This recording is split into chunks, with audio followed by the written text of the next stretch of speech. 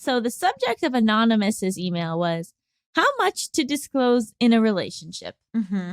Hi, Gabby and Allison. I'm 6 months into a long distance relationship with someone who is exceptionally empathetic and kind. The problem is he's extremely smart and is in a very rigorous med school program, which has brought up a ton of insecurities on my end, as I've always felt very dumb and lazy. I've struggled with attention/focus my entire life and only recently got diagnosed with ADHD at 24 years old.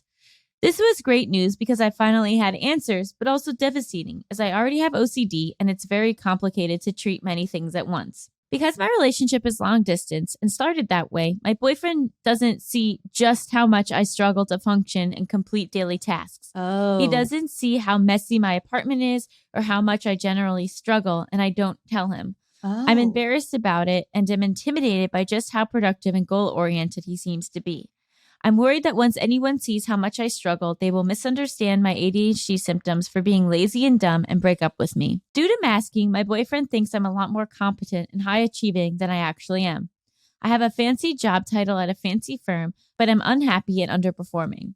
What is the best way to open up to him about these struggles without scaring him away and without being too disparaging of myself? Thanks. Oh my God, this is a pickle. Mm-hmm. This is a really intense question. Sometimes you ask questions and then the answer is like, I don't know. I'm perplexed by this one. Whoa. I think that maybe the first step, and again, who the hell knows, I could be very wrong, is improving the relationship you have towards yourself, right? Mm-hmm. Because there's a lot of not hatred, but self-judgment, a lot of like insecurities, feeling like you're not enough, and I wonder what it would be like if instead of prioritizing how do I share this stuff with my partner, instead prioritize how do I learn to love and accept myself for who I am? Mm-hmm. How do I learn to just see my ADHD as a part of me instead of some huge flaw or something that someone would be so judgmental of. You want to get to a place.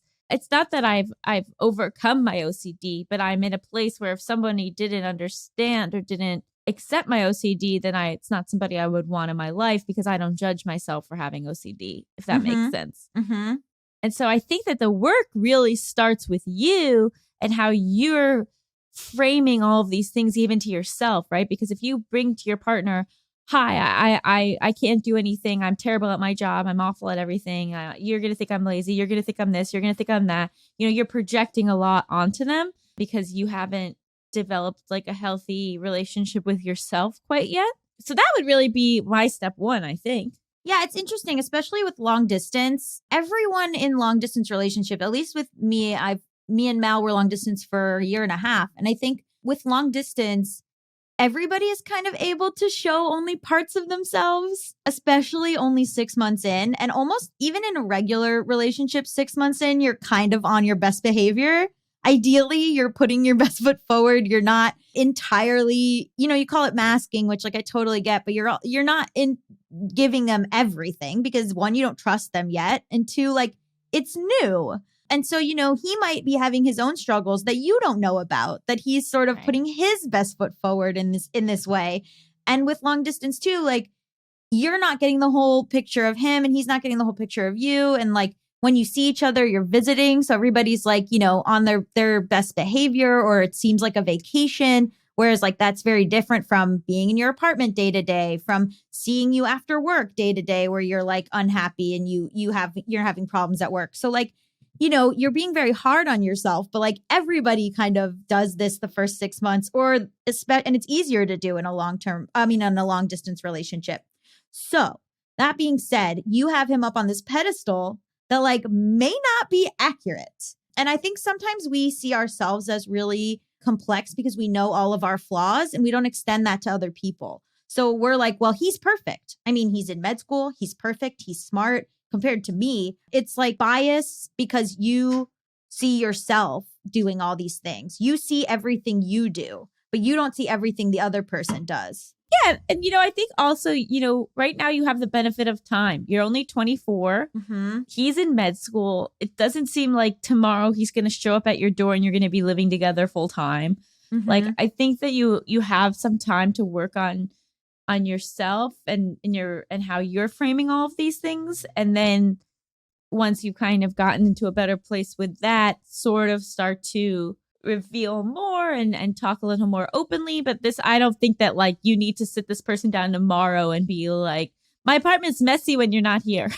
Like, Yeah, absolutely. and say it with panic and say it with the expectation of rejection. You know what I mean? Absolutely. And you can also maybe start to just, when he does come visit you, maybe don't overly clean up. Maybe slowly start to let it look a little bit more like it normally looks and slowly Mhm. start to let him see a little bit more. But it doesn't need to be like a huge quick reveal completely behind the curtain, because you don't seem to have this time pressure of that, like you're both 45 and want to start a family right now and need to move in together tomorrow. Right.